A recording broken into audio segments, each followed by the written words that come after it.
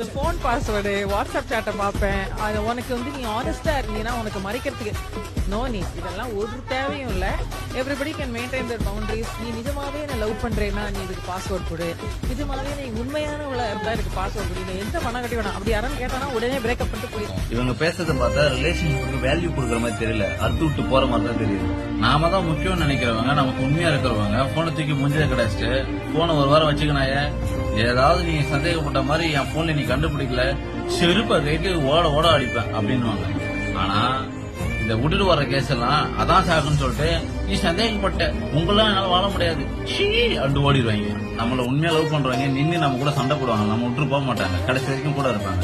ஆனா எப்படா சாட்சி கிடைக்கணும் ஓடுற பீஸ் எல்லாம் கிடைக்கிற சான்ஸ் யூஸ் பண்ணிட்டு ஓடிடும். ரிலேஷன்ஷிப்ல என்ன பொறுத்த வரைக்கும் சில இடங்களை விட்டு கொடுத்து போற மாதிரி இருக்கும், சில இடங்களை சாக்ரிஃபைஸ் பண்ற மாதிரி இருக்கும். எல்லாமே நம்மளோட லைஃப் பண்றதுக்காக தான் நம்ம பண்றோம், நமக்கு பிடிச்சவங்களுக்காக தான் பண்றோம். சோ ஏன்னா அவங்க நமக்கு வேணும்னு நம்ம நினைக்கிறோம். வேணாம்னு முடிவு பண்றதுக்கு அப்புறம் நம்ம அதெல்லாம் பண்ண வேண்டிய அவசியம் இல்லை, விட்டுன்னு போயினே இருக்கலாம். வேணுமா வேணாமா நீங்க முடிவு பண்ணுங்க. ஓகே.